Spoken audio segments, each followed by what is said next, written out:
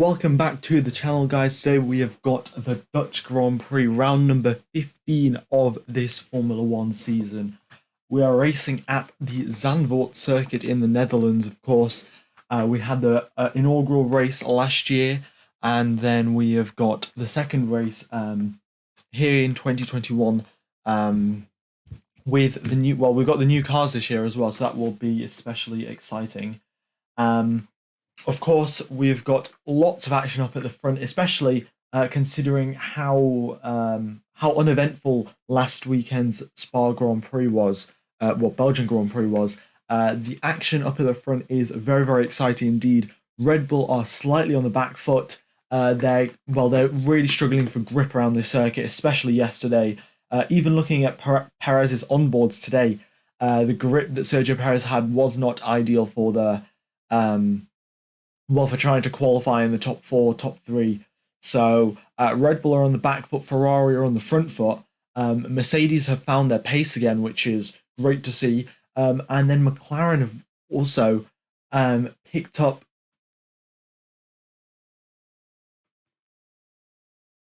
Oh, one sec. McLaren have also got quite close to Mercedes's pace, which is great to see. And considering we are at a short circuit this weekend, it is not long by any means. It's only 4.2 kilometers by the, if I remember correctly. So, 4.2 kilometers will definitely mean the lap times are going to be a lot closer than they were before. And yeah, that'll be very exciting to look forward to. We've got 72 people watching. Thank you everyone for tuning in. Very much to appreciate all your support. If you could hit the like button, that would be wonderful for the stream. All right. What are my predictions for pole position? I mean, it's pretty tough to say, but I will. I'm going to say Charles Leclerc is actually predicting pole position. We know Ferrari are very good for. We know Charles Leclerc is very good for one lap. For setting the fastest one lap. He's got 7 pole positions this season. Unfortunately, he hasn't been able to convert many of those poles to wins. But yeah, Charles Leclerc definitely does have pace, and I think that he will be getting pole position today. I mean, if we look at the qualifying simulation data from what we got from Friday practice yesterday, Ferrari were the fastest team with Mercedes 4 tenths behind and Red Bull behind the Mercedes 5 tenths behind the Ferraris. Now, that is slightly unrepresentative because yesterday Red Bull were, of course, struggling for grip, but their issues haven't been completely solved. So it might still be Ferrari the faster car. In FP3, Max Verstappen did just come out the pit lane and immediately go like 6 tenths faster than Leclerc. But yeah, no one's there's no clear faster car just as yet. So yeah, Ferrari, Mercedes, and Red Bull all very much in the mix. And then if Lando Norris or Daniel Ricciardo sets a good lap, then we could probably see them get up into the top 4 as well. And also, to all of you Australians out there, Daniel Ricciardo has been doing well. He's getting closer and closer to Lando Norris's pace, especially in the practice sessions. We'll see if that carries over to qualifying. But Daniel Ricciardo has been doing great. So that's great to see for the Honey Badger.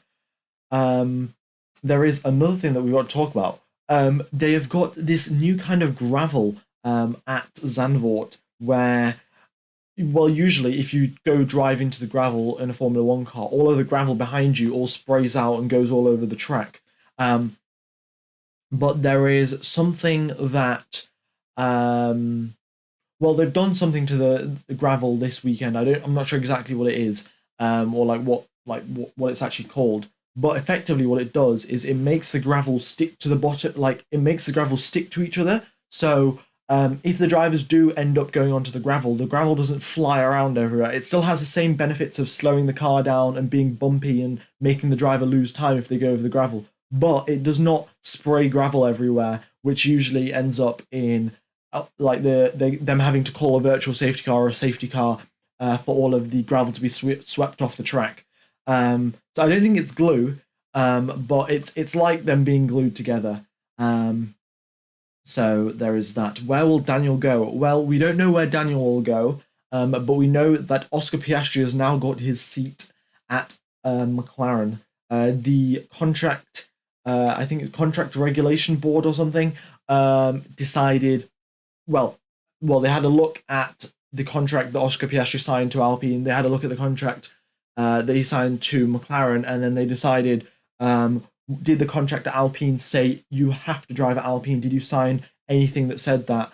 And the terms and conditions weren't correct on the Alpine contract. So, yeah, Oscar Piastri is now driving for McLaren.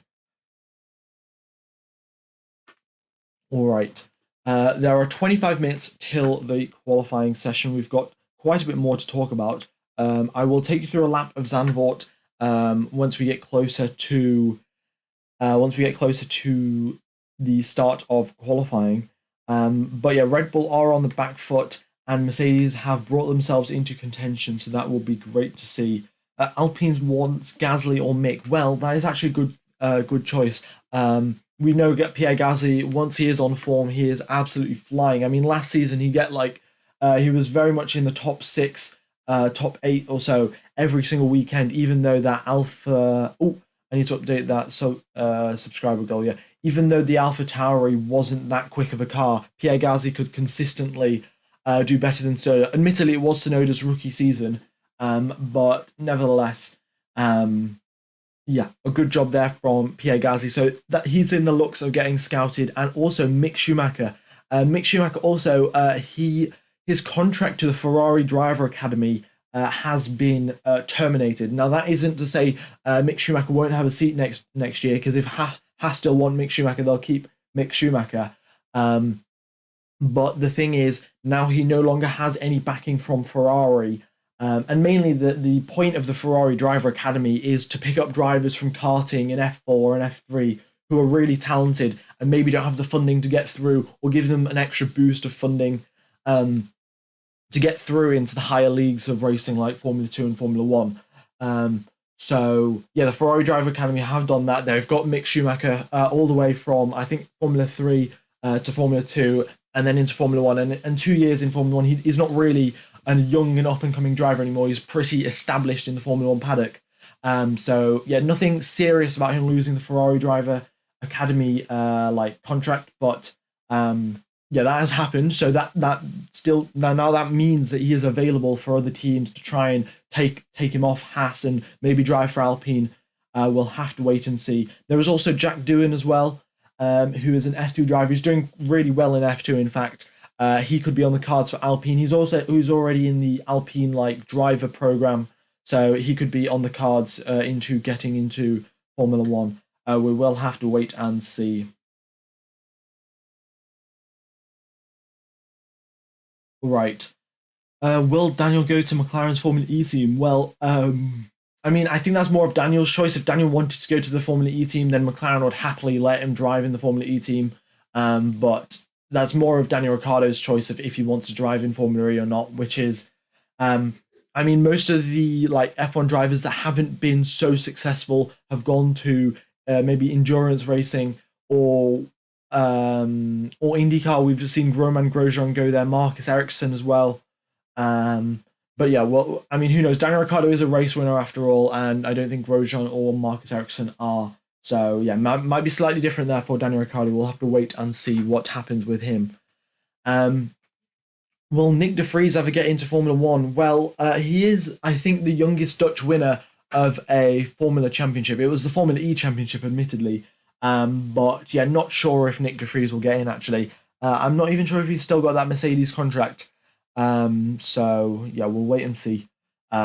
Silly season is still about, and transfer news will be released in the up and coming weeks. Now we've only got, I think it's 8 or 7 more rounds of the season left. Let's see how many rounds. Yes, 7 more rounds of the season left.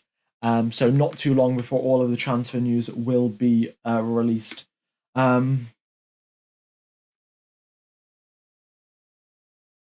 All right, 20 minutes now till qualifying. Let's just have a chat about, well, we've talked about all of the transfers.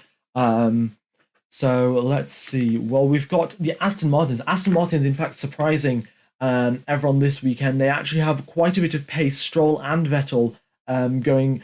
Well, when they set their laps in FP3, Stroll went into fourth and Vettel went into third. So yeah, Aston Martin definitely do have quite a bit of pace this weekend. They did bring some upgrades to Spa, but they might have not got all of the setup on the upgrades correct. So this week is more of a week where they can actually get those upgrades correct.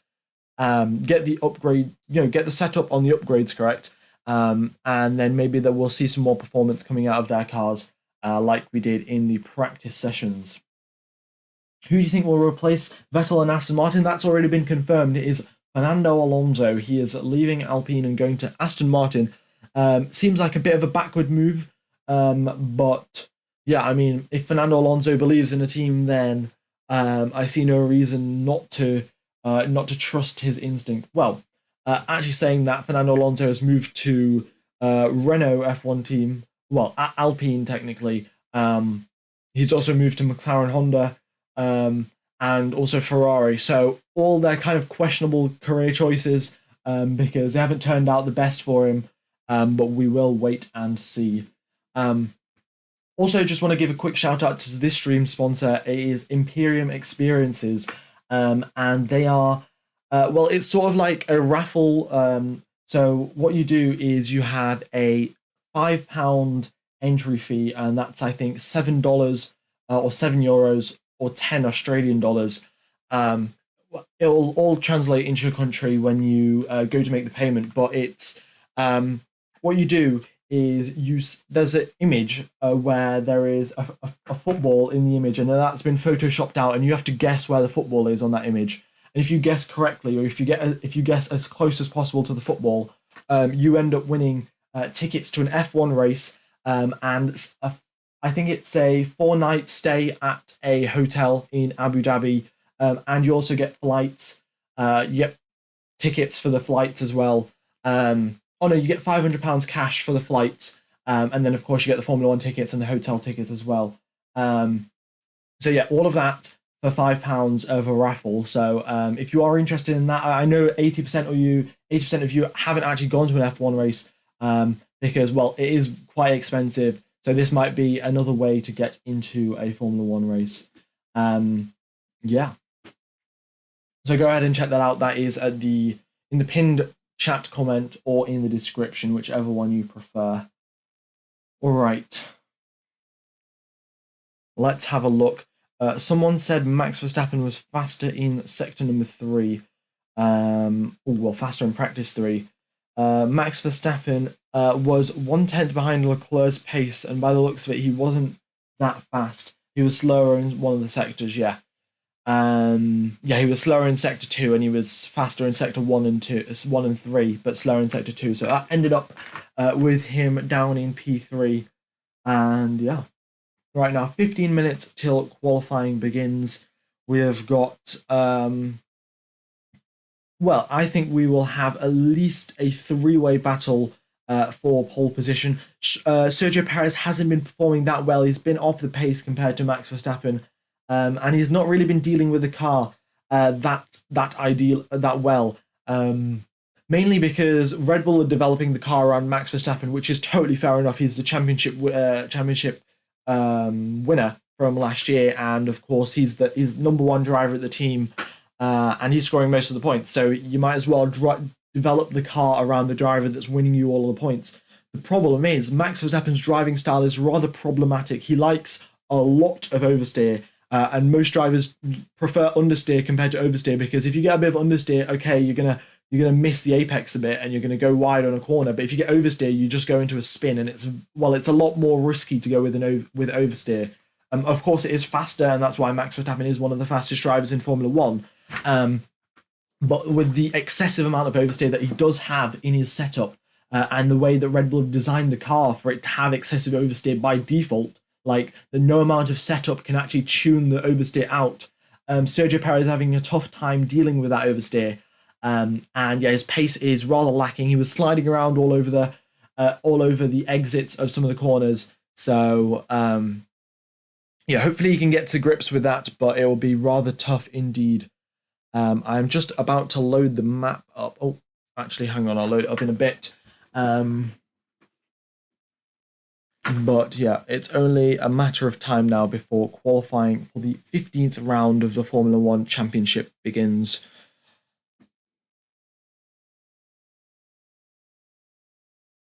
All right, let's just load this map up. There we go. And let's zoom in a bit because we've got some space to play with. Ooh. Okay, that should be all right. Yeah. So we've got 300 people watching. Thank you everyone for tuning in. Do appreciate all of the support. And yeah, all right. So qualifying starts in 13 minutes time. We have got no engine penalties this weekend, as far as I can tell. Max Verstappen did have a gearbox issue in FP1, which means he didn't get that much time practicing. But yeah, we'll wait and see if that affects him much. Well, from what I remember, he's very quick going through the. Well, he's very quick to adapting to new circuits and just getting the hang of circuits very quickly. So I don't think that 1 hour loss in FP3 or half an hour or so will affect him too much.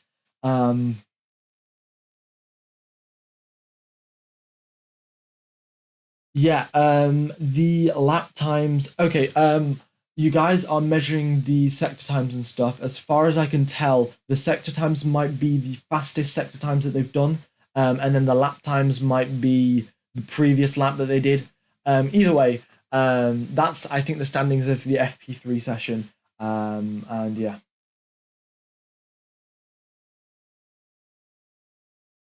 All right. Yeah, 12 minutes now till qualifying begins. Also, we have 2 DRS zones around this circuit, one going down the start-finish straight, of course, and then we have another DRS zone between turn 10 and 11. Yeah, so overtaking opportunities is quite limited around here. The track is very narrow, but yeah, we'll have to wait and see how the overtaking goes. I remember last year we had a couple of overtaking opportunities and stuff, and drivers did make overtakes, of course, round the outside at turn number 1, especially. That was the big overtaking opportunity, but yeah, overtaking will be rather tough around here. And also, because it's such a short circuit and also a narrow circuit, getting out of the way of drivers on quali laps are going to be pretty tough.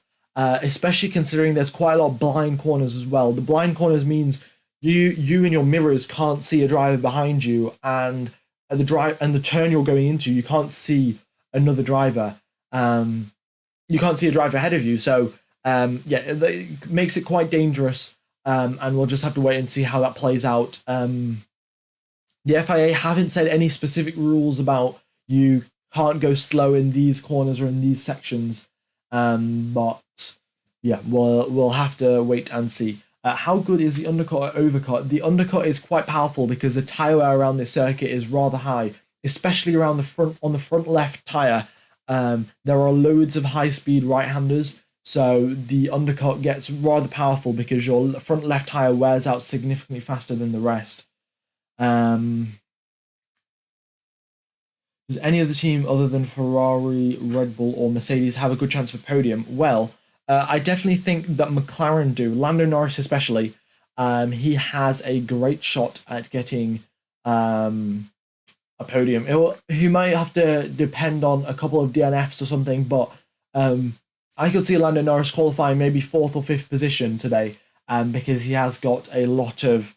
Well, the McLaren's got a lot of pace, and we know that Lando Norris on form is performing well this season. So, yeah, I think that's a pretty reasonable expectation there for Lando Norris's qualifying performance. 10 minutes now till qualifying begins. I will walk you through a lap of Zandvoort right now then. So going through the start-finish straight, we've got... Actually, let's see if my mouse... Does my mouse show up? Oh, it does. All right, so going through the start-finish straight, the circuit is clockwise, and This is, well, the longest straight on the track. The drivers reach around 320 kilometers an hour. And the thing about this is because from this point onwards, you're basically flat out. The straight looks a lot longer than it actually seems on the circuit. So overtaking opportunities will be quite good going down here. Then going through to turn number 1, you brake around about the 70, 60 meter mark. And the drivers will, and there's a pretty steep banking around here. So because there's such a big banking, the drivers can go side by side through the corners and not lose out too much time against the other driver. But the one thing that you have to be careful of is that you could get squeezed out. Now that's more for the race. But today the drivers will be probably going through there in 4th gear, trying to carry as much speed as possible. And the banking really does help them do that.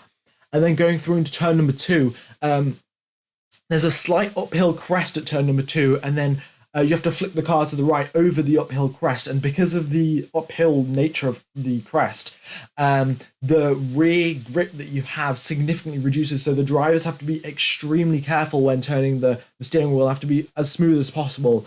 Because if there is too much violent steering, then they could lose the rear end on that corner.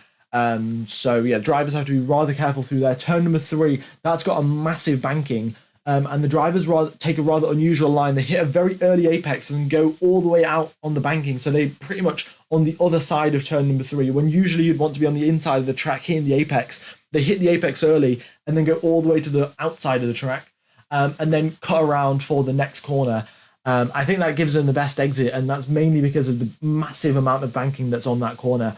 Then through turn number 4, 5, and 6, it's all very, very narrow. It's pretty much single file. If you wanted to, it is possible to go side by side, and I suspect we're only going to see it on lap 1 and when drivers are getting out of the way of other drivers. But yeah, very tight at that part of the circuit.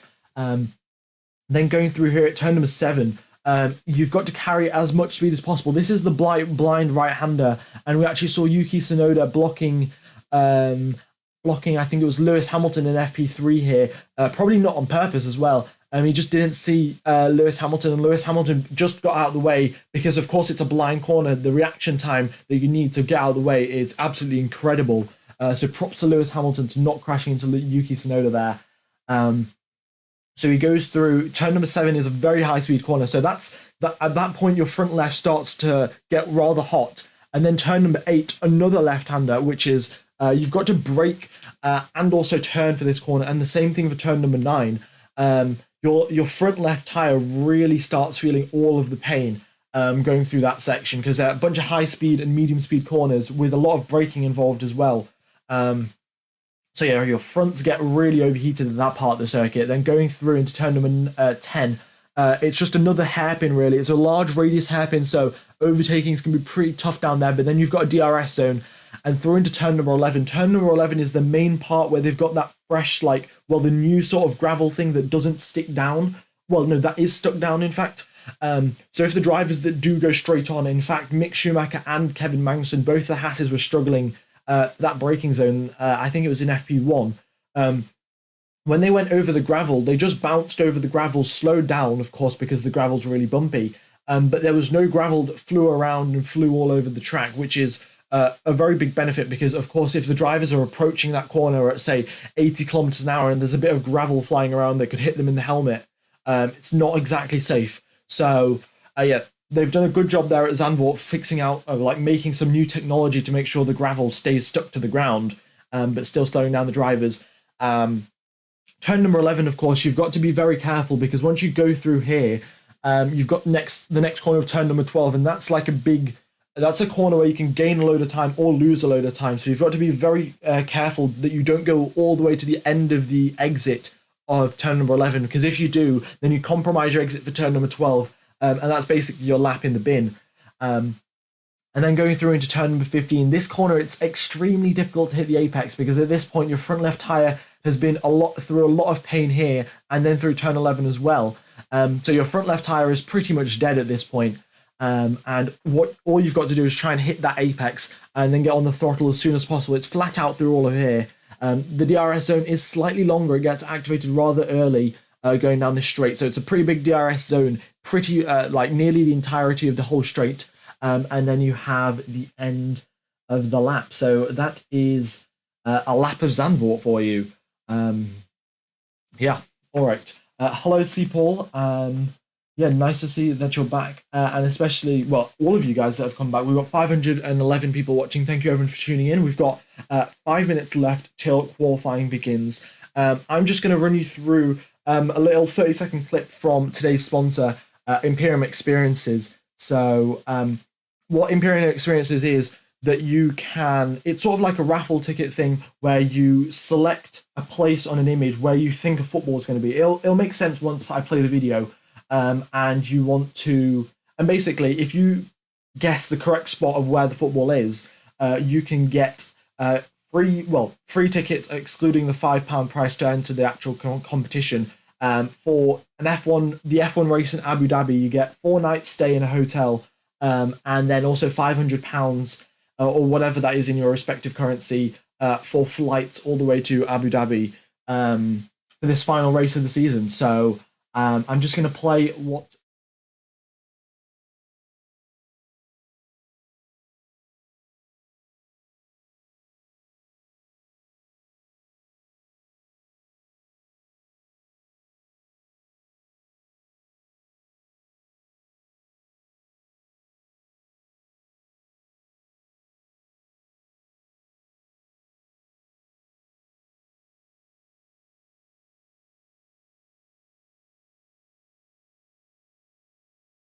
Oh yeah, if you think that's something interesting, you go ahead and click the link in the description or in the pinned comment.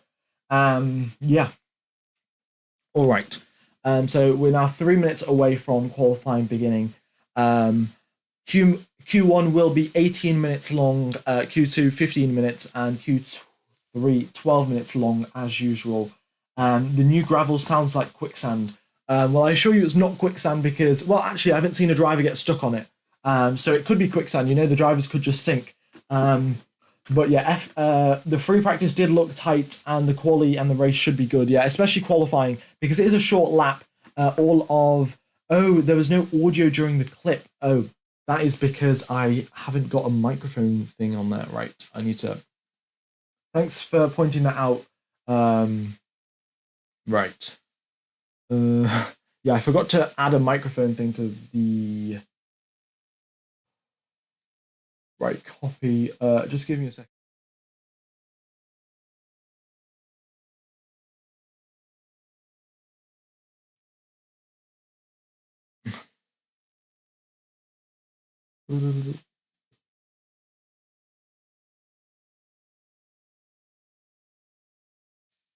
Okay, I think that, yeah. Okay, well, so basically, what you do is you select the F1. You select like a place on the picture where you think the football is going to be, and then you end up you go into the basket. You check out, of course, and if you end up being the closest person that went and got closest person to the actual football, then you win the tickets to the Abu Dhabi Grand Prix.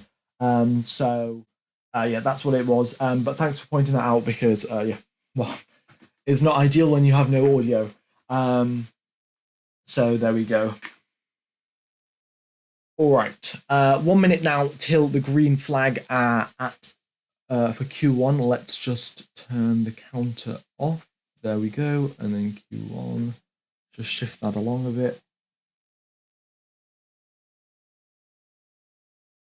And green flag for the circuit. All right. We've got 700 people watching, guys. If you haven't hit the like button, please be sure to do so. It really does help out the channel. Yeah, haven't streamed except for last week for 2 months now, so all of the likes very much do help out the channel. And yeah.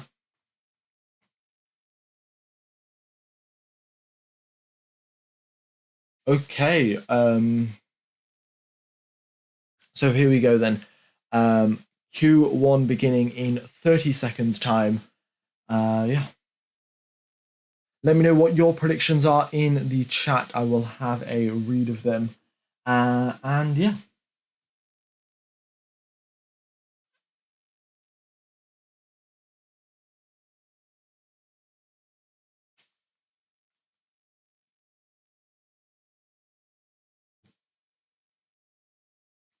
And especially actually in Q1 because we've got all 20 drivers coming out. Traffic is going to be a very big issue indeed. because the track is so narrow, getting out of the way of other drivers is going to compromise you. And also, even having another driver, like even if the driver's like on the side of the track, they'll still be providing a bit of dirty air and also a slight bit of a distraction as well. So yeah, the drivers and the teams that go out first in the qualifying sessions, they will definitely be benefiting the most. Okay, well, actually, nobody's come out on track for some reason. So, yeah, don't know why. It's been 30 seconds into the qualifying session and nobody has come out yet. Oh, actually, the big mirrors. So what's happening is the FIA have introduced some rules. It's not like any concrete rules or anything, but what they're doing is they are suggesting to the teams that they should get bigger mirrors onto their cars to see if like there's a big aerodynamic impact because of that. So we saw Red Bull. They have they have extremely big mirrors, in fact, on one side of the car, and then the other side of the car they've got the old mirrors. So I suspect the drivers are just testing that out, seeing if that it has got any benefit to them. Like, can they see? Do they have extra visibility? So yeah, but there we go. Mick Schumacher and Kevin Magnussen out on track alongside the two Williams drivers, the two Alfa Romeo drivers, and I suspect the two Alpha Tauri drivers as well. Yeah, there we go. Everyone is out on soft tires. Yeah, as expected for qualifying, really. All right.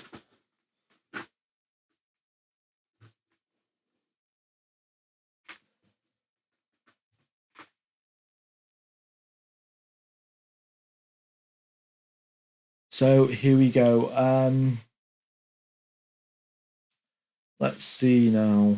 Yeah, none of the top teams coming out just yet. Of course, the track evolution will be pretty key here. There's been no rain or anything, but of course, when the drivers are pounding around on soft tires, there's bound to be at least a small amount of track evolution. So I suspect the drivers and the top teams will be trying to get through on just one set of soft tires rather than going for another lap. But there we go. Kevin Magnussen and Mick Schumacher start their flying laps. Magnussen gets through turn 3 very well indeed. Goes all the way to the outside of turn number 3 as well. And I guess that's the fastest racing line. It does not seem intuitive whatsoever, but the drivers can tell a lot better than we can. So there he goes through turn number 6, breaking a straight line and then turning into the corner. Nicely done there from Kevin Magnussen through into now turn number 9 and 10. Coming onto the straight, a slight sigh of release from his front left tire, of course. DRS will be activated going down that straight into turn number 11, hits the brakes, does not go into the gravel like he did in the practice sessions, then through turn number 12, and then he's got the final 2 corners of the circuit with an enormous amount of banking to help him through. And there we go. The drivers wanted bigger mirrors, so they had bigger mirrors so they can look at themselves. Yeah. Well, I suspect the drivers will be looking at the also the other thing is because we've got bigger tires this year compared to last year. The mirrors that they had last year weren't really cutting it because the tires were kind of blocking them. So yeah, so maybe the bigger tires are also helping with that. But there we go. Kevin Magnussen crossed the line at 1 minute 12.6. Mick Schumacher at 1 minute 12.8. Albon 1 minute 12.9, and Nicholas Latifi, as always, a 1 minute 13.3. So there we go. Who do you think is going to be on pole? I think it's going to be Charles Leclerc, because Red Bull are on the back foot, so I think Ferrari will take advantage and maybe at least get pole position. We'll wait and see if they can carry that on in the race. But Guan Yu Zhou goes P1, 1 minute 12.6, slightly quicker than Magnussen by 0.04 of a second. But great job there from the rookie driver. We've got Bottas 2.5 tenths behind him. In fact, Bottas as well. He lost his streak of being getting through of Q1 out of like 150 races or something. Bottas consecutively got out of Q1 for 150 races. And then that streak got broken last weekend. So very unfortunate indeed there for Valtteri Bottas. Yeah. All right, the Aston Martins are out on track, and so are the are the Red Bulls. Let's see what Sebastian Vettel can do. The Aston Martins were looking quick in the practice sessions, but he's got quite a bit of traffic to contend with. Verstappen going through turn number 3. Looks like he gets out of the way of Sebastian Vettel. And then going through now the lap, Vettel just progressing nicely. His first sector time is purple. You'll love to see it. Right, let's see what Vettel can do now. Stroll goes 2/10 quicker than him in the first sector alone. Great job there from Lance Stroll. And now Vettel through turn number 9 and 10. Also, guys, if I am being biased towards Vettel, it's because I'm a Vettel fan. So I think that's if that's not clear enough, well, if you guys didn't know, I am a Vettel fan. So yeah, I might be slightly biased. But there we go. Through the middle sector, a personal best, and it has to be a personal best because he hasn't set a lap time before. Same for Lance Stroll. Vettel goes 1/10 quicker than Stroll in the middle sector though. And also it actually might be a slight bit of a management game as well, because the front left tyre takes so much of a beating around this circuit. You might want to go slightly slower into the first couple of right-handers so your front left tyre doesn't die. And then towards the end of the lap, you can really push and extract some performance. And yeah, there we go. Stroll currently in P1, 0.5 ahead of Sebastian Vettel. And yeah, all of that time that he gained in the first sector carried him through ahead of Seb. The track does look very congested indeed. There are just so many drivers all over the circuit, and they're all very bunched up as well, which does not help for any driver going out on a flying lap. We've got the 2 Red Bulls going through. Sergio Perez has got traffic, he's got traffic paradise, as Yuki Tsunoda would say. And yeah, Verstappen now going through turn number 9 and 10. He's got Mick Schumacher and an AlphaTauri. Mick Schumacher, AlphaTauri, and Kevin Magnussen to deal with. And traffic will be, a pretty major concern. Let's listen to some team radios and see if some drivers are complaining about traffic. No team radios have come through as of yet. But Verstappen going through now 2 purple sectors, and even though he had a bunch of traffic, Daniel Ricciardo, in fact, going through into P1 now. We'll see what Lando Norris can do. Looks like Norris came out quite a bit after Daniel Ricciardo. So that's probably to be expected. He'll set a lap in a couple of minutes. Verstappen, though, 1 minute 11.3 at that pace is absolutely ridiculous. He goes a second faster than his teammate. I mean, where does Verstappen even get this pace from? A 1 minute 11.3. I mean, if I just look at the FP3 lap times, let's see. Verstappen's fastest lap time in FP3 was a 1 minute 11.8. And Leclerc's fastest lap time, who was P1 in FP3, was a 1 minute 11.6. So there we go. Leclerc actually, in fact, doesn't improve on his FP3 lap time, so that suggests to me probably got held up by a bit of traffic there. Sainz gets the fastest third sector, and then he goes through into P2, but still 0.5 second off Max Verstappen. Yeah, very crazy indeed. I mean, we can have a look at the top speeds and see if that's affecting much, but I don't think the top speeds are having that big an impact because, the circuit does not have that many straights. Well, actually, saying top speed doesn't have that big of an impact. The Red Bulls are going 325 kilometers an hour through the speed trap, and the Ferrari's going 317. That's a 8 kilometer per hour difference, and that stacks up over the course of a lap. So maybe Red Bull are running slightly less downforce. We know they're running less downforce, or at least on the rear wing, because they've got a lot more oversteer. Wow, look at this. Lando Norris up into P4. George Russell into P2. Wow, this qualifying session is going to be extremely close. Hamilton up into P3. Mercedes are back, question mark. What is going on here? Maybe Ferrari haven't picked up the pace, or Mercedes have just found all of their pace. But yeah, the top 5 are 4 different teams. So very interesting indeed. The top 5 drivers are from 4 different teams. This qualifying session is about to get a lot more interesting.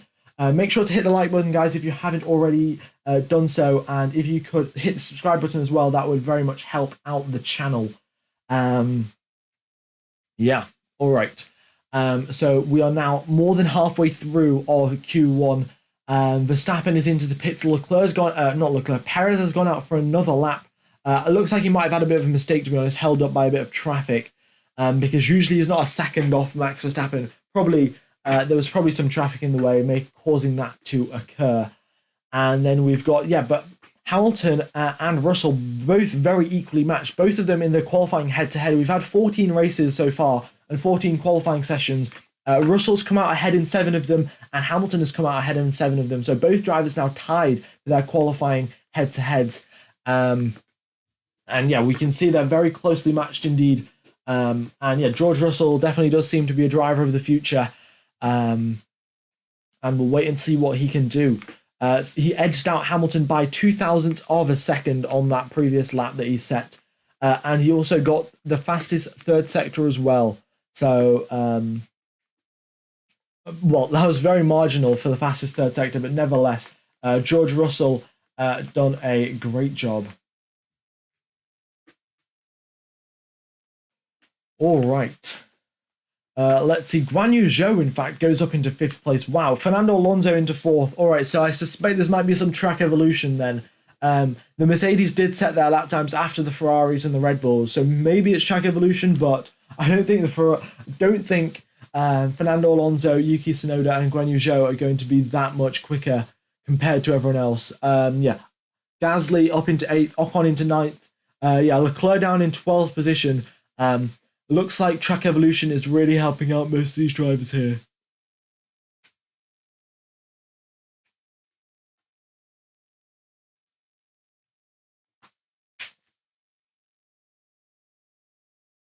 All right, we've got 6 minutes left of Q1. The drivers currently in the elimination zone are Daniel Ricciardo, Alex Albon, Mick Schumacher, and Nicholas Latifi. Vettel sets another lap time and in fact doesn't improve, goes still 16th position. I mean, in fact, talking about how close it is, if you look from 6th position all the way down into 16th, so that's 10 places for you, there's only a 4/10 gap between 6th position and 16th position. So every single tenth that you can find on this circuit counts, especially because it's such a short circuit. All of the lap times get compressed and they get very, very close to each other. And yeah, so we'll wait and see what happens there. And we'll see which drivers come out and which drivers stay out on just one set of tyres. Or maybe we'll see some drivers go out on used sets. But yeah, we will have to wait and see.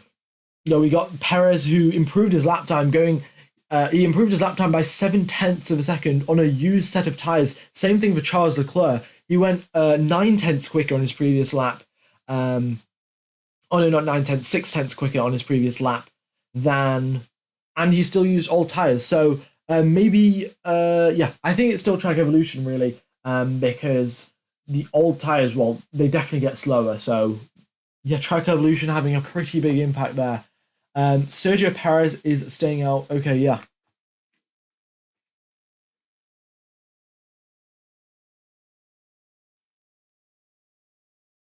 All right, so the drivers out on track: Alex Albon, Charles Leclerc, Sergio Perez. Perez and Leclerc will be coming into the pits, and I don't think they'll be doing another lap, because yeah, they're 1/10 away from pole position. Well, provisional first place, and Perez is 0.3 away, so they're not really in risk of getting knocked out. And yeah.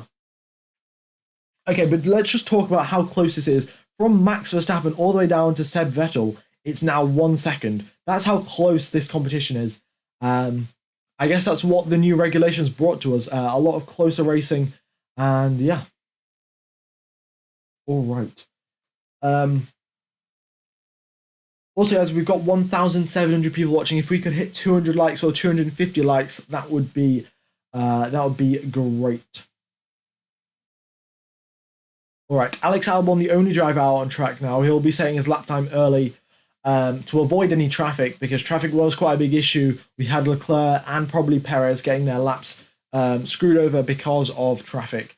So Alex Albon playing it safe with the Williams team to just get a lap time through. Admittedly, it won't be the fastest lap time possible because they won't have the benefit of all of the track evolution.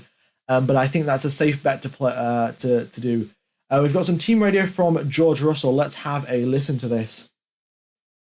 Rears didn't feel great, turn 1. AFA, saw that.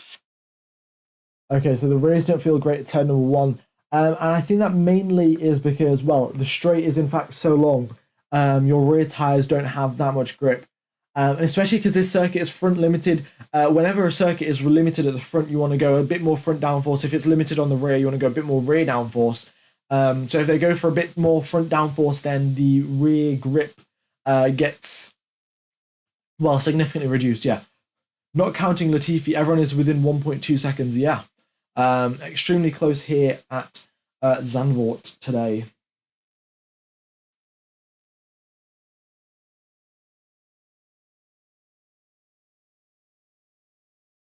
What is the weather on the track? It is a dry day at Zandvoort. The air temperature is 26 degrees. Track temperature is 38 degrees.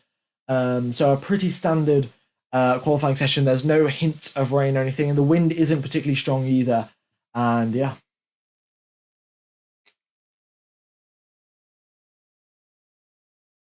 All right, look at this. Everyone is coming out onto track now. Looks like there is a lot of traffic. So we've got Stroll, Zoe, and then every driver from 13th place and below coming out on a fresh set of tyres to try and get through into Q2. There is lag. Unfortunately, I can't do anything about that because I'm pretty sure my internet's fine. It is YouTube servers that are having the issue. So I apologize about any lag that you guys are experiencing. Yeah, it might be the YouTube server in your region. I'm not sure, because I don't think everyone's complaining about it. But yeah, well, we definitely sure we lost 100 viewers, and I'm pretty sure that's because of lag as well. So yeah, I do apologize for that. All right. Oh, in fact, Russell, Hamilton, Perez, Alonso, everyone except Leclerc and Verstappen have come out.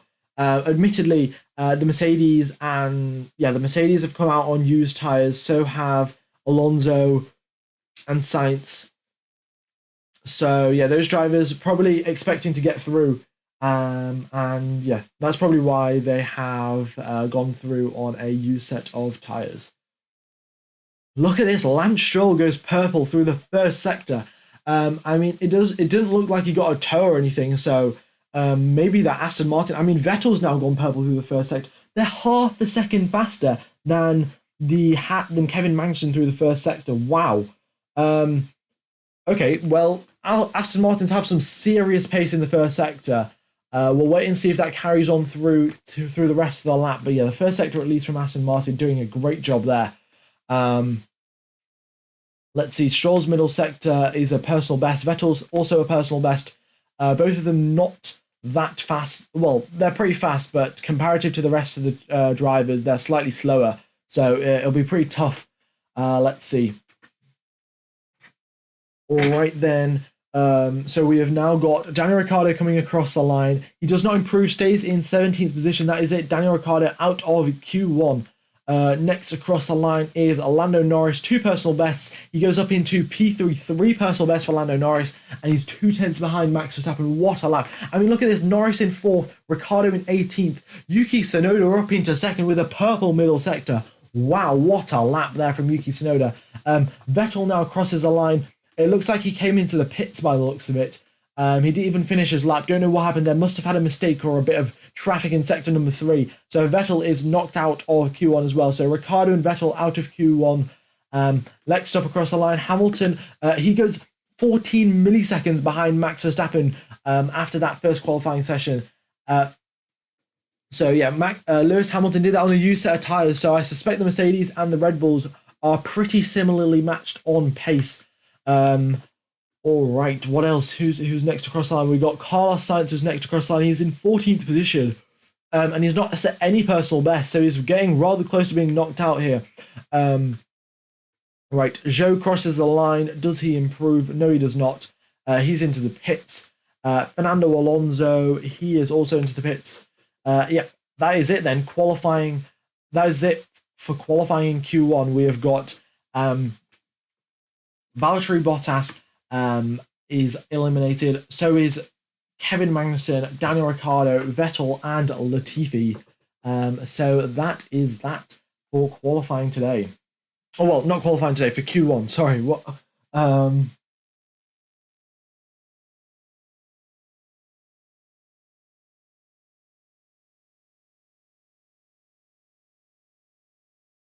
Yeah, so that has been a bit of a shock exit there for what's it called? Daniel Ricciardo and Sebastian Vettel. In fact, the Aston Martins looked so fast in practice, but they couldn't make it through. And same for McLaren, they looked rather quick, but Vettel and Ricciardo couldn't make it through. So unfortunate there. Ho Liang has donated. Thank you so much for the donation. Do appreciate the support. Yeah, thank you for tuning into the stream. I mean, the only reason I can stream and offer you guys like such cool sponsorships, I guess, well, it's because of all you guys watching. So very much do appreciate everyone tuning into all of the races. I am also streaming for the race tomorrow. So yeah, be sure to tune in for that as well.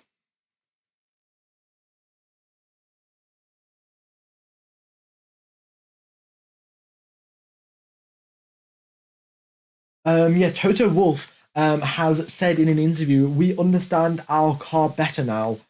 So I suspect what's happened is over the summer break, when it wasn't the actual breaks period and they had a week of like no racing, they crunched a load of numbers and then did a bunch of like simulations and stuff, and they finally understood how to unlock all of the pace of the Mercedes, and they're just putting that into practice now. So yeah, we'll see what happens there with Mercedes, and yeah.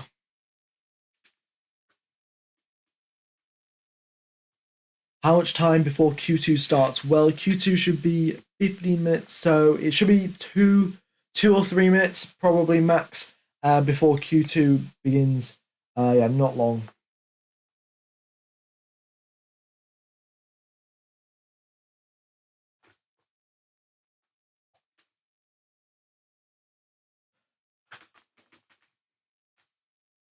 All right.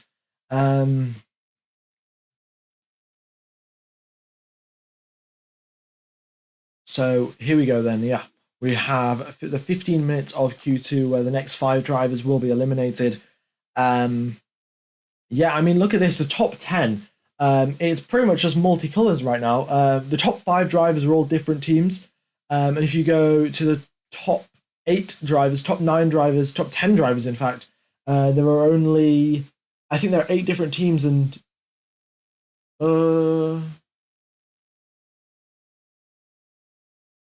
yeah, 8 different teams in the top 10. So, oh no, not 8. 7? No, 8. Yeah, 8 different teams in the top 10. So yeah, rather close here today in qualifying, and yeah.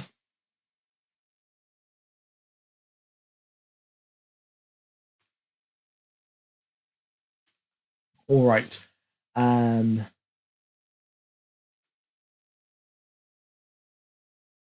Well, it's not even everyone's within 1 second. Everyone's within half a second from first down to 15th position. Half a second is the gap. I suspect if Verstappen did set a lap time, he would go probably a second faster than the rest of the field. But yeah, right now, as it stands, it's half a second between first and 15th. So that is great. Yeah. Also, guys, if you haven't hit the subscribe button, please be sure to do so. And we are 5 likes away from hitting 200 likes. So if you could, well, hit that like button, that would be very much appreciated. And yeah. All right, next.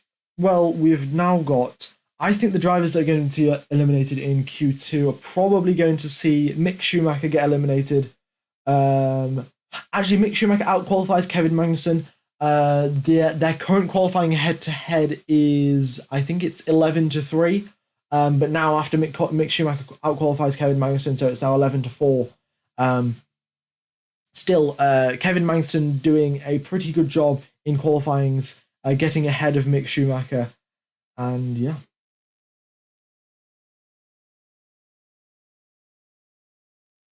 All right. Alex Albon as well, of course, out-qualifying Nicholas Latifi. I mean, that's to be expected. What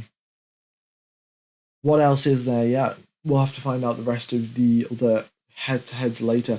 Oh, Lando Norris has officially won the head-to-head with Daniel Ricciardo in terms of qualifying, because he ended up, yeah, he's like so far ahead now. Even if Daniel Ricciardo out-qualifies him for the rest of every single qualifying session, he will still he'll still end up winning the overall qualifying head-to-head at the end of the season. So there we go.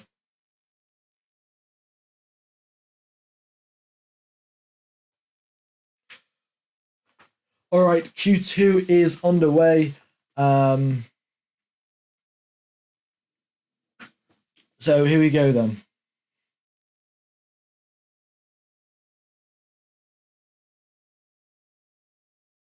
I don't know why we're typing out the alphabet in the chat for some reason. But there we go. If we're typing out the alphabet, why not? There we go. Alex Albon out on track, the only driver so far to come out. We'll probably see Mick Schumacher and Pierre Gasly come out sometime soon. Yeah, great. Let's type out the alphabet. How about we count to 100? We start counting. Let's go. I'm going to start off with 0, 1, and then you guys can count to 100. But anyway, Alex Albon is the only driver out on track right now, and he is on a used set of soft tires. Williams, of course, not. I think they went out for 3 laps in Q1. So yeah, their soft tires not going to be doing great. Oh, we have a red flag. Why do we have a red flag out on track right now? I'll have to confirm why we have a red flag, but Alex Albon definitely hasn't crashed, so it wouldn't make any sense for him to be the reason. Right. Let's see. Yeah, I can get you an update in 1 minute's time because how I'm watching the race is delayed by 1 minute. So yeah, I'll find out why we've got a red flag. I mean, we didn't have any crashes or anything, so it wouldn't be any barrier repairs. So it doesn't make that much sense of why we do have a red flag. Yeah. Oh, we're getting close. We're up to 27 now. So yeah, if you guys can carry on counting to 100, that would be great. Mattia Benotto has said track improvement is significant. You need to take it into consideration, especially for the second and third sessions of qualifying. And yeah. So track evolution, it does not look to be stopping anytime soon. Right up until the end of Q3. Oh, it's because everyone's throwing flares. Okay, well, I guess that's just misbehaving fans, I guess. They're throwing flares around onto the circuit, maybe, or maybe onto the gravel. But yeah, it's quite ridiculous, to be honest. We've got team radio from Danny Ricciardo. Let's have a listen. Danny Ricciardo, of course, got eliminated out of Q1 in 17th position. Let's have a listen to what he has to say. Start in second last corner. Yeah, I lost a ton. Yeah, so we are out, I'm afraid. Currently P18. Yeah, so yeah, there's a flare in the middle of the circuit. Some fan threw it, I'm guessing, and they had to put a red flag out so they could go pick it up. But yeah, the red flag will be coming to an end very, very soon.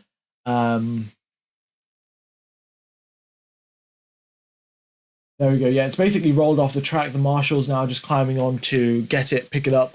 And I suspect they'll probably be doing some radio announcement to all of the fans, be like, don't throw any flares onto the circuit. And then, yeah, we'll be getting going for qualifying 2 once again. No mods here to do their job. Well, in fact, I've actually told you guys to count for 100 for some reason, because why not? You know, it's fun. We've got a red flag anyway, so we might as well.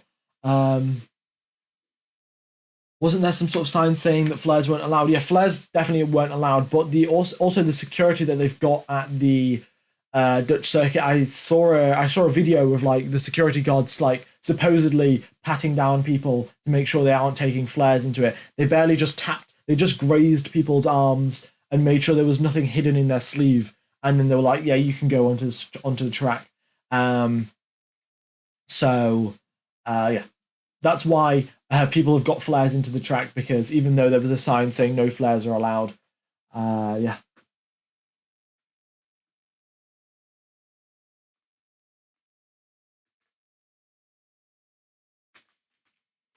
All right. Let's see. Actually, let's just make a poll. Do you guys think flares should be allowed at any circuit? Like, or do you think it should just be, well, I mean, flares should be fine, but like the way that I mean, there are just so many flares. I remember, are flares good for an F1? I mean, like a couple flares, um, maybe like, I don't think it's flares. I think it's like smoke. I don't know exactly what it is, to be honest.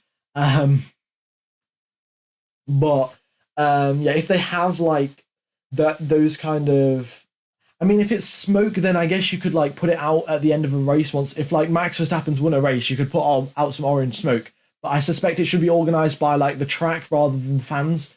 Um, yeah, that's probably the best way I guess you could go about it if you really did want flares. At the end of a race or at the end of a qualifying session, you could probably put some out for the driver that's won. And yeah.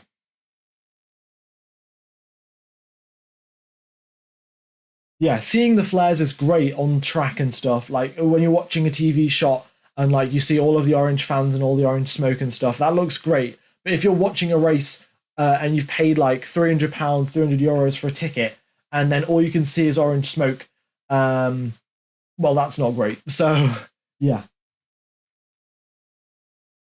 Session restarts in 1 minute and yeah, just 1 minute. In fact, 1 minute and 10 seconds. Session will be restarting. So let's just change that red flag to a green flag, and we will be going racing.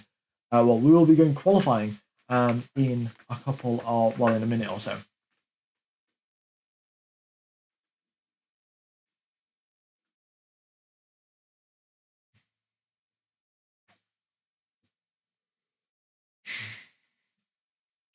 F1 gamer, what do you think about Mick Schumacher if he joins Alpine?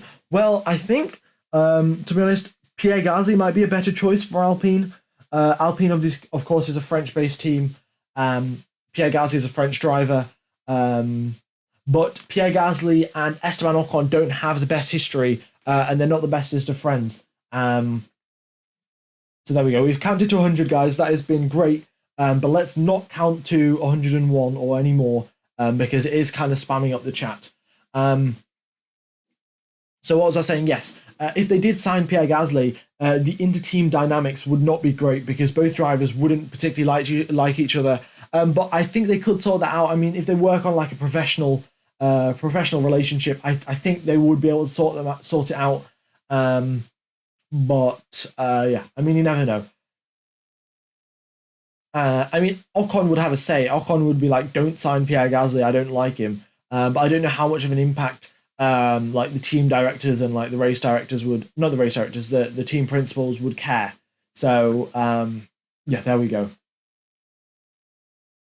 And then definitely Mick Schumacher, he could come in, but I mean, looking at his performance at Haas, he's basically been matching Kevin Magnussen during qualifying sessions, maybe out qualifying him a couple of times, and then in races been pretty similar as well. So it's nothing outstanding really. And we've definitely seen Pierre Gasly do some outstanding performances. So if I were an Alpine team principal, I would say get Pierre Gasly and then probably try and nurture a good relationship between Ocon and Gasly. And yeah, how do you think Oscar Piastri will do in 2023? I think he'll do well. Of course, it'll be his rookie season.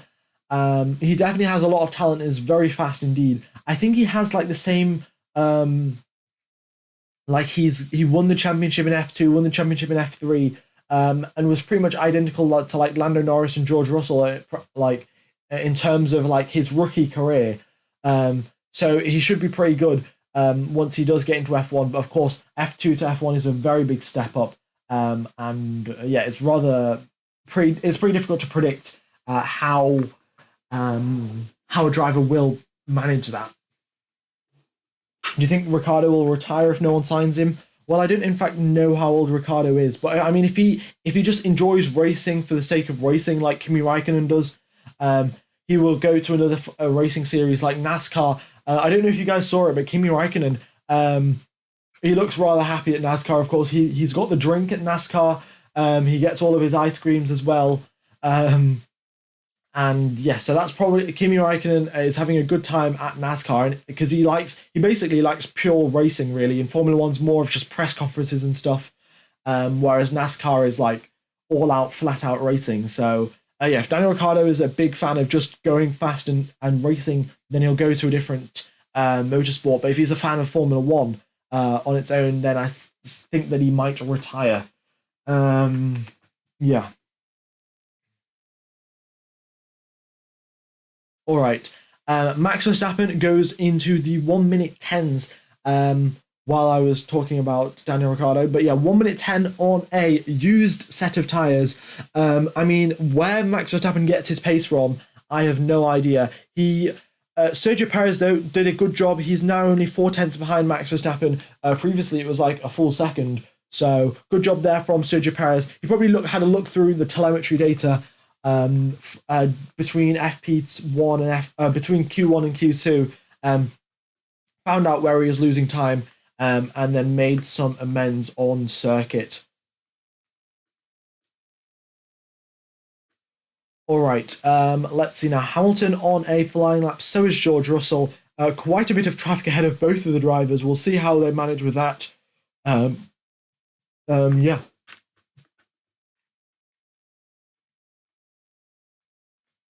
All right. So here we go then. George Russell now coming through into turn number 11. Stroll gets out of the way very nicely. He hits that apex of turn number 12 very well. Gasly out of the way. That curb, in fact, on the exit of turn number 12, that's rather, it's a pretty big curb. And floor damage is pretty, it's pretty common to happen if you drive over that too harshly. We saw that a bit with Lewis Hamilton in practice sessions. I suspect that's been fixed. And there we go. Hamilton goes 1.5 tenths behind Max Verstappen. George Russell, 0.5 seconds behind Max Verstappen. He's 3.5 tenths behind his teammate. Not looking great there for George Russell. We'll wait and see what happens there. Alex Albon is in 5th position, of course, but he is 1 second behind Max Verstappen. Lando Norris goes 0.5 seconds behind Verstappen, and the gap between himself and Russell is, only just under 1/10 of a second. So, yeah, it's looking close between the Ferraris and the McLarens. Now it's time to see what between the Mercedes and the McLarens. Now it's time to see what the Ferraris can do. Leclerc sets a lap 8 tenths behind Max Verstappen. Admittedly, those tyres are very old. He did 8 laps on those, and Carlos Sainz has done 7 laps on those tyres. So I don't know exactly why they are conserving so many sets of tyres, because when you go through into Q3, you get an extra set from Pirelli because obviously they don't have that much tyres. Danny is out of Q1, so that's unfortunate for you, Multi Ninja, I guess. Well, not I guess, it is unfortunate, of course. And yeah, Lando Norris still up in 6th position. We'll wait and see what he can do. And yeah. Oh, Albon, in fact, I said he was one second off Verstappen, which is still the case. But all of the other drivers behind him have been doing, have been doing pretty badly compared to him, in fact. And also, Lance Stroll, what is going on here? Through the first sector, the Aston Martins have some super trick up their sleeve or something. Let's have a look at the downforce or something. What kind of top speeds are the Aston Martins hitting? No, Aston Martins have the same top speeds as the Mercedes. I don't know how they are so much faster in the first sector compared to everyone else. Their car is horrifically slow. But for some reason, even Lance Stroll goes 2 tenths quicker than Max Verstappen in the first sector. Very strange indeed. It might be something to do with, because the front left tyre overheats so much going through the entire lap, Stroll might be going full send in the first part of the first sector, and then overheating his front left tyre. So the rest of the lap, he has to drive slightly slower because of that overheating tyre. Whereas Verstappen and Hamilton, they're going maybe 95% attack into the right-hand corners, so their front left tyre does not overheat too much. And then towards the end of the lap, they can push a bit more and extract some more performance out of the car. So maybe that's what's happening there. But Vettel out of Q1, Stroll still going. I think Vettel made a mistake in the third sector, and that's why he abandoned his lap. If he didn't abandon his lap and had a good third sector, he would have got through into Q2. But sadly, it was not to be. 6 minutes left of the session. The only driver out on track is Fernando Alonso, and he crosses the line, puts himself up into 8th position, and he did that on a fresh set of tyres. He's 6 tenths behind Max Verstappen, and it's going to be a tough ask for the Alpine driver to try and get through into Q3.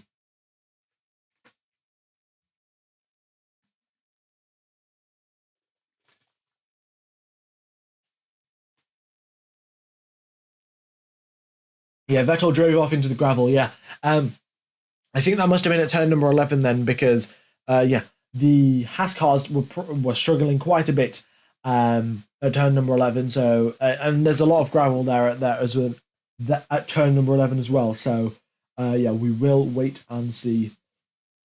Right.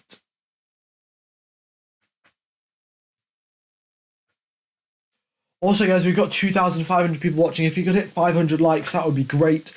And if you haven't subscribed as well, new to the channel, I commentate F1 qualifying and race sessions every weekend. So yeah, go ahead and subscribe. Very much would be appreciated.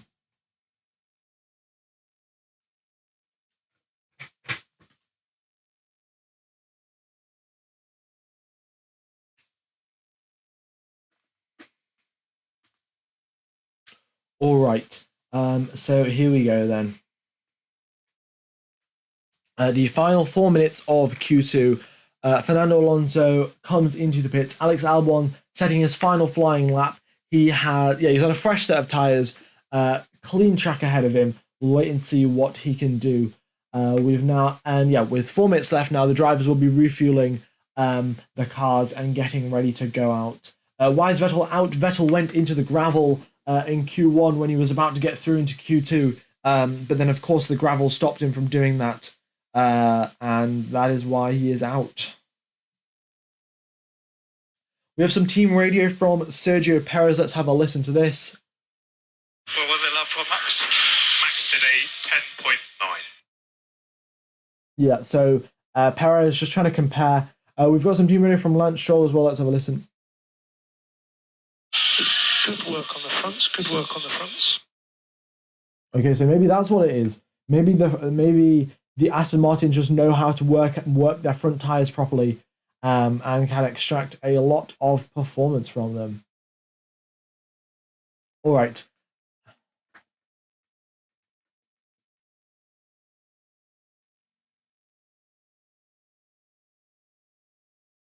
Imagine if Stroll finishes P2. I think that's rather unlikely. I don't know why the Ferraris decided to go out on such an old set of tires. Because yeah, they were 8 laps old by the time he'd finished his final lap in Q2. So yeah, very strange for a strategy choice there from Ferrari. I guess they're trying to save tires for the race, maybe. Save a set of soft tires for the race to start on might be the way to go. But yeah, Ferrari are the best team of strategy, of course. Like their strategy is unparalleled on the entire grid, to be honest. So we don't question Ferrari's strategy choices. We've got some team radio from Fernando Alonso. Let's have a listen. How was the balance? Okay. Copy. Okay, so the balance was all right for Fernando Alonso, and he's in 8th position. It looks like he won't be able to get out to set another lap unless the Alpine team has a very quick turnaround. We'll wait and see if that can happen. But there we go. Leclerc is Albon's the first driver. Albon's coming in actually. He improved his lap time, but still in 10th position for the Williams driver. So we'll wait and see what he can do. Will he get knocked out? Will he not? But the final 2 minutes of the qualifying session, and the front of the qualifying train is Charles Leclerc. And then we've got Guan Yu Zhou, Lando Norris, Mick Schumacher, Carlos Sainz, and Lance Stroll following up behind him. So there we go. 1 minute 40 left on the clock. Alpine actually did a very quick turnaround. Fernando Alonso is out of the garage, so Alonso can set another lap time. That's good to see. All right then, Charles Leclerc on his flying lap through turn number 2 goes very smooth on the steering wheel, out all the way to the exit, all the way to the white line for turn number 3, and then just navigating his way through these slight little bends here, and then through for turn number 7, hits at apex very nicely, carries a lot of speed through. There's a bit of traffic coming up ahead of him. We'll see what Alonso and I think it is Sergio Perez do for that. Oh, Max Verstappen do for that. But Leclerc will definitely be coming over the radio saying he's going to get blocked. He won't be happy there. The traffic did not look, well, definitely didn't help him out. That's for sure. We'll wait and see what happens though. Behind him, there isn't that much traffic. Zhou, Norris, Mick Schumacher and Sainz all have pretty much a clear track. So here we go then. Norris with the fastest first sector. So whatever trick that Aston Martin have, McLaren have found it out. Leclerc goes fastest in the third sector and he goes 61 milliseconds behind Max Verstappen. So good lap there from Charles Leclerc. So it looks like the traffic did not hold him up any bit whatsoever. Now we've got Lando Norris next across the line. He goes into fourth position, 2/10 behind Max Verstappen. Next up is Mick Schumacher, the driver. He's up into eighth, so that knocks Alex Albon into the elimination zone alongside Guan Yu Zhou. Carlos Sainz goes into first position, 1/10 faster than Max Verstappen. Great lap there from the Spaniard.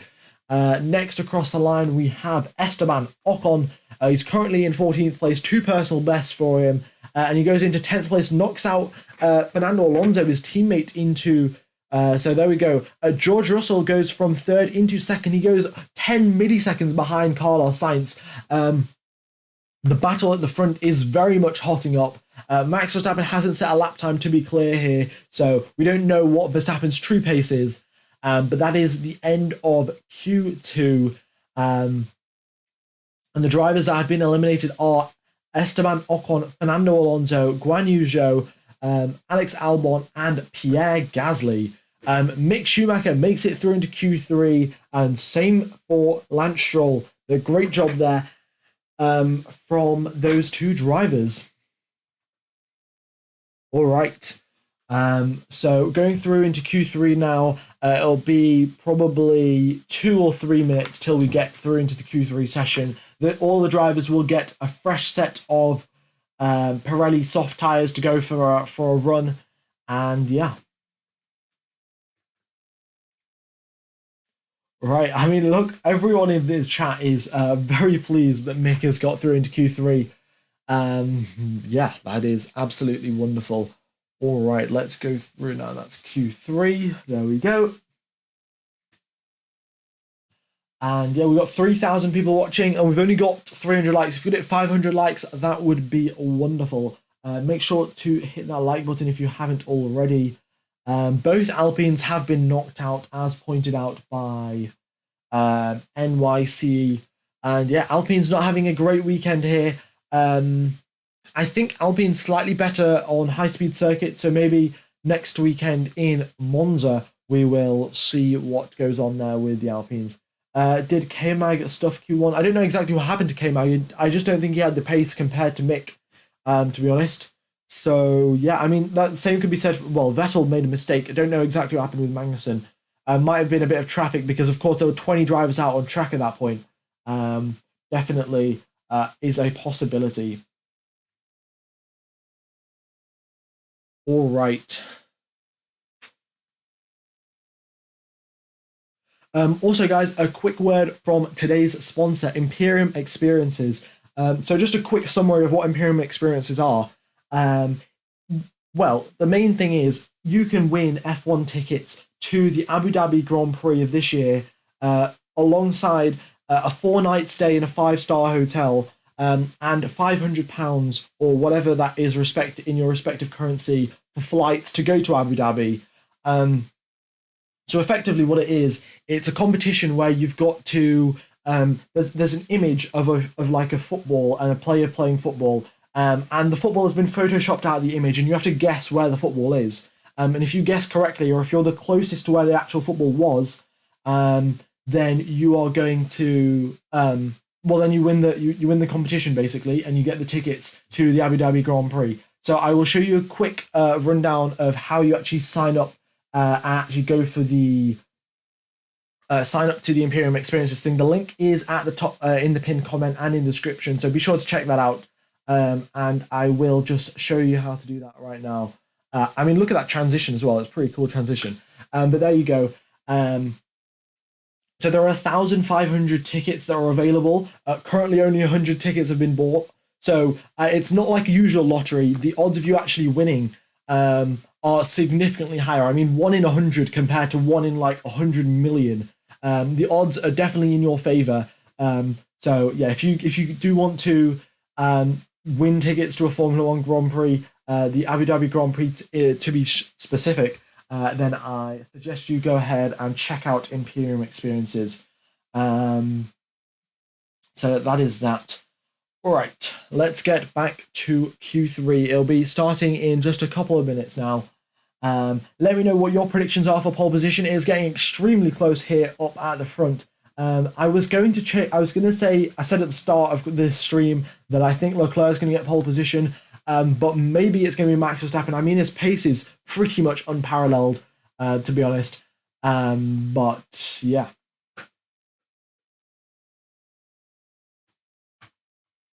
All right. So there we go. Max Verstappen. So actually, I might as well just make a poll. Who do you think? Actually, I can't make a poll because there could be Russell on pole, Hamilton on pole, Leclerc, Sainz, Verstappen, or Perez. And there's only 4 options in a poll. So there we go. Perez probably won't, but I mean, we never know. We think Verstappen, then Leclerc, then Russell. Mick could get into 8th place. Well, Mick has only got to beat Lance Stroll and Mick Schumacher and Yuki Tsunoda to get 8th place. But yeah, we'll wait and see what will happen there. Max P1, yeah. I think that's the general consensus here. Of course, it is his home Grand Prix. He'll have all of the support of his Dutch fans. Hopefully that gives him a little bit of a boost. But the problem is, when you say you're at your home race, you're going to get a bit of a boost. That is purely psychological boost that you get there. So if you can get that at your home race because there are home fans there, you could probably somehow trick your brain into doing that at all of the other races and getting a little bit of extra pace there as well. Yeah. What streaming service do you use? I use OBS Streamlabs. Yeah, that's what I use. There we go. Stroll on pole. I mean, that does rhyme, but I suspect that's not going to happen. Yeah. Also, the gap between 1st and 10th position is 0.6 of a second. Very, very close, especially compared to maybe last season. Drivers are getting, well, the competition is getting tougher and tougher. And, well, that's probably been helped by the fact that this is a 4-kilometer long circuit. And, yeah. I'm getting ready to not be surprised by Ferrari tomorrow and Sunday. Actually, we'll make a poll. Does Ferrari have good strategy? I mean that's such a controversial question. I mean, it could be 50-50. Does Ferrari have good strategy? I can't even spell strategy. There we go. I mean, you guys can answer. Like, I think Ferrari has the best strategy in the world. So, yeah. Who's your favorite driver? My favorite driver is Sebastian Vettel. Unfortunately, he's in 19th position. Yeah, not great. And he's also retiring at the end of the season, which is, well, not, yeah, pretty horrible. But yeah, we'll wait and see. Does Ferrari have good strategy? 80% of you are saying no. I mean, I think everyone who's saying yes is also just being ironic. So we could probably take that as 100% no. There we go. No complaints from Ferrari strategy. I mean, to be fair, if you're a Red Bull fan, then you think Ferrari's got great strategy because Max Verstappen doesn't even have to put a championship fight. He could probably DNF like 3 races and still end up in the championship lead. Yeah. All right. Q3 will be starting. I don't know why it, in fact, hasn't started yet. Oh, 1 minute to go till Q3 begins. And yeah.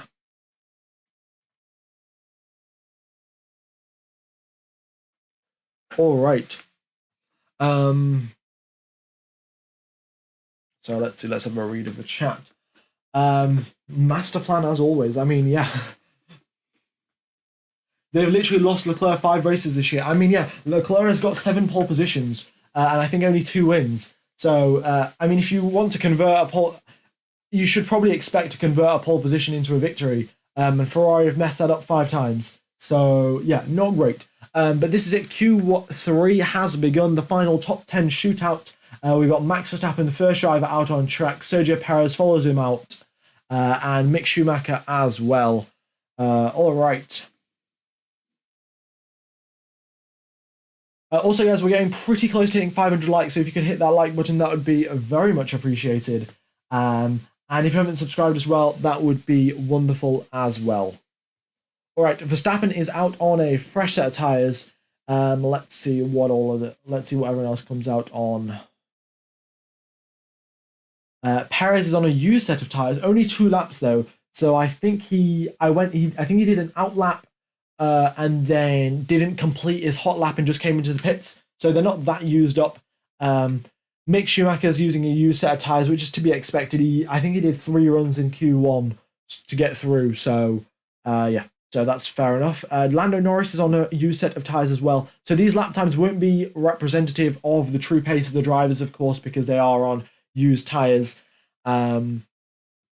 But yeah, I mean, Max Verstappen's out on a fresh set. We might just see Max Verstappen go set a quali lap and then just sit in the pit lane and get pole position that way, like he did in Spa last weekend round. Yeah.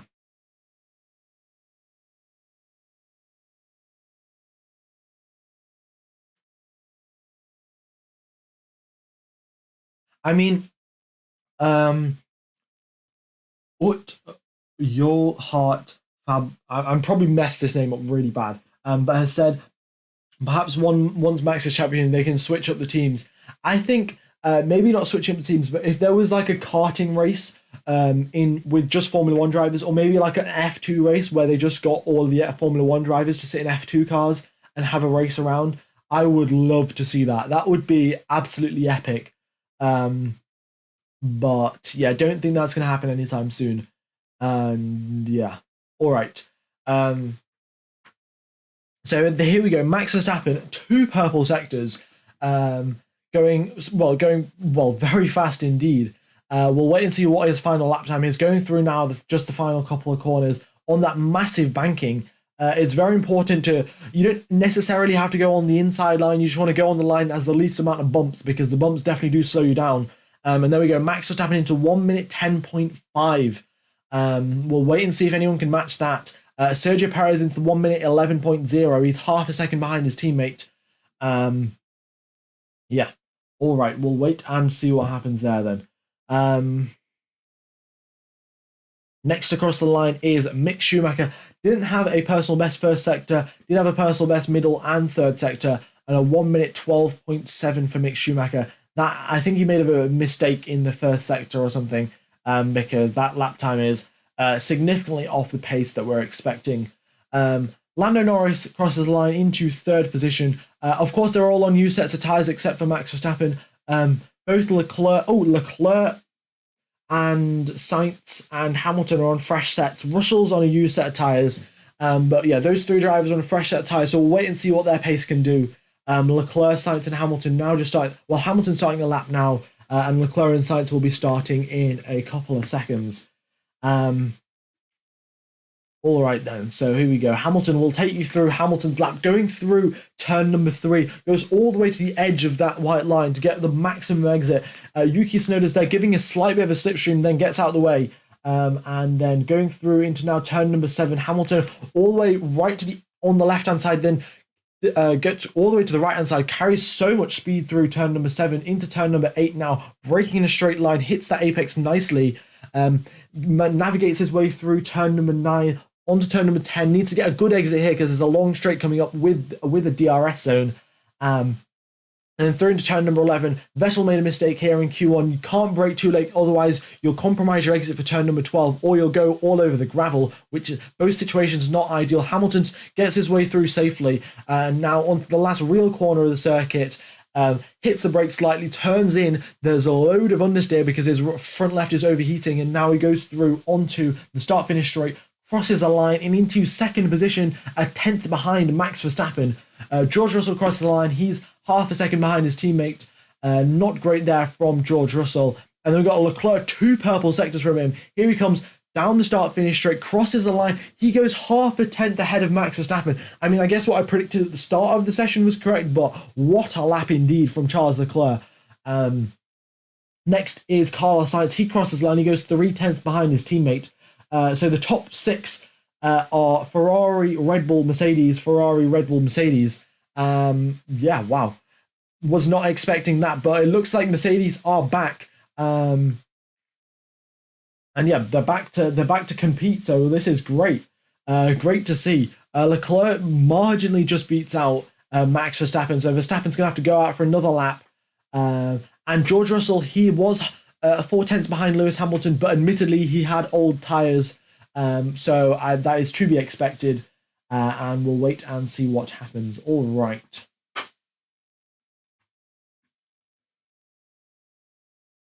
So here we go then. 5 minutes remaining of Q3 for the final pole position shootout of qualifying today. Also, guys, we're 70 likes away from hitting 500 likes, so if you could smash that like button, it would be appreciated. And yeah, now 5 minutes remaining of Q3, and then that will be the end of qualifying. Can you do a poll of who's a Leclerc fan and who is a Verstappen fan? Well, in fact, I'll say who's going to get pole position. Is it going to be Verstappen? Is it going to be Leclerc? Or is it going to be Hamilton?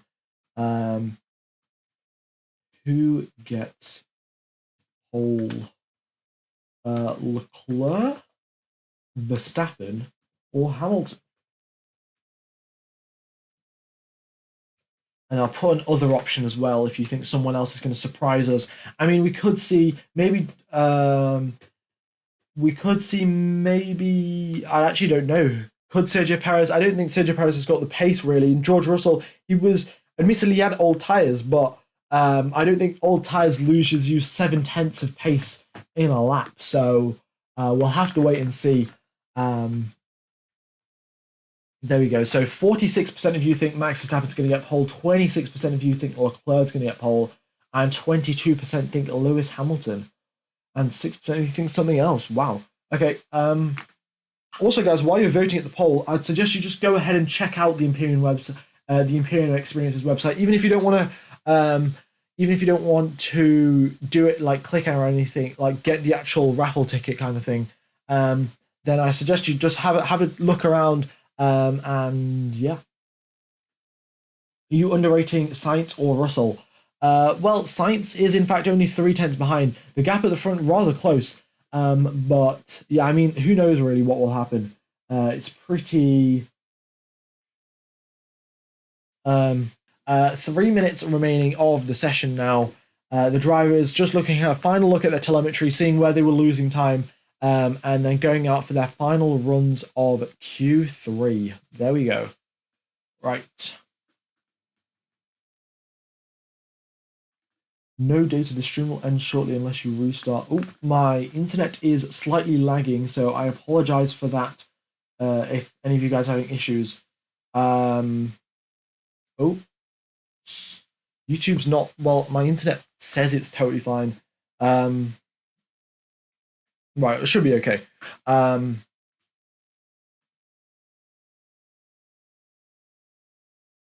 Right, here we go then. Everyone's coming out of the pits right at the exact same time. We got Leclerc, then Norris, then Verstappen, then Sainz, and we got Mick Schumacher mixed in there somewhere as well. Perez is out as well.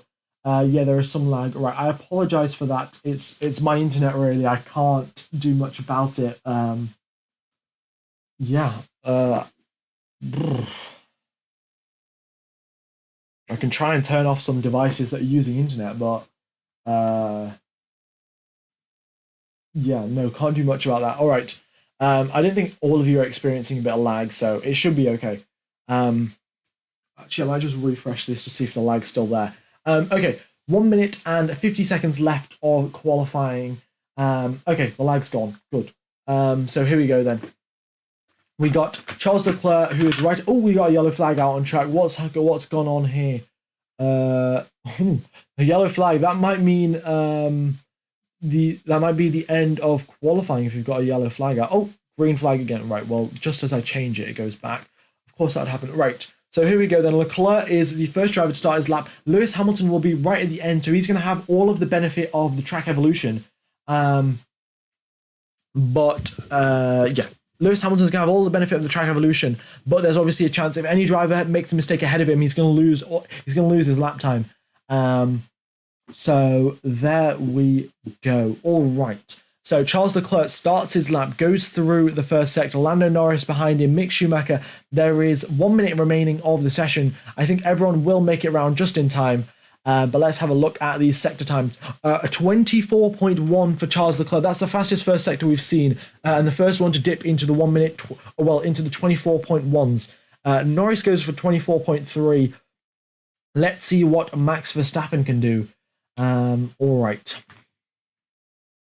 Verstappen now crossing the first sector line. He goes 7/hundredths of a second slower than Leclerc in the first sector. Leclerc now going through into turn number 11. Brakes very late, but still gets it through into turn number 11 and 12. Nice job there. Leclerc, though, not having a personal best middle sector, so maybe his tyres overheated too much in the first sector. We'll have to wait and see. Can he improve? Going through the final corner now, massive banking there, and he crosses the line 1 minute 10.3. All right, Max Verstappen now purple middle sector next, and he's going to, now he's coming through the final couple of corners. We'll see what Max Verstappen can do. He activates his DRS as he comes out of turn number 14. The banking flattens out, and he crosses the line for a 1 minute 10.3 and just gets ahead of Charles Leclerc by 21 milliseconds. Wow, that is close. Carlos Sainz crosses the line. He goes to 10th behind Max Verstappen. And then we've got Sergio Perez has binned it in the barriers. And we have a yellow flag. So that is it. The session is over. Nobody's going to improve their lap times. Sergio Perez has crashed into the barriers at the banking of the final corner. Can we get an F in the chat for Sergio Perez? And yeah, that's the end of qualifying, really. There we go. All right. Yeah, that banking was the banking is very steep. So it looks like the car might have just got the better of him, and he got he got a bit of oversteer or something, because usually he's driving back into the pits now. So I think it must have just been a bit of front wing damage, but of course he's went into the barriers. And so that is the end of qualifying for everyone. All right.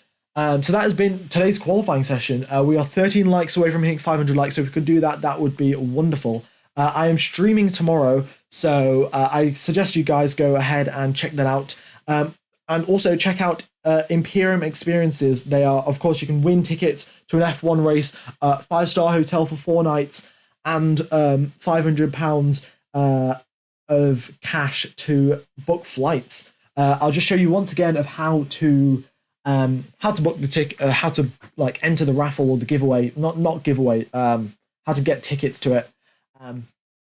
So this is the Imperium Experiences website. You just enter the competition, you scroll down, and this is where you want to guess where the football is on that image. You save your guesses, and then you can enter. There's also a 2-for-1, I guess, discount. Is it 2-for-1 discount? If you buy 3 tickets, you get them for the price of 2. And that is that. So you can get tickets to Imperium Experiences. But that has been today's stream, guys. I'm gonna end today's stream right now, and it will take you to tomorrow's stream. Make sure to press the remind me of this stream button, or set a reminder. And also, if you could hit the like button for tomorrow's stream as well, that'll help it in the YouTube algorithm. So yeah, that'll be absolutely wonderful, guys. It's been a pleasure commentating to you. Have a nice morning, day, afternoon, evening, or night, depending on where you are in the world. And I will see you tomorrow. Cheers, fellas.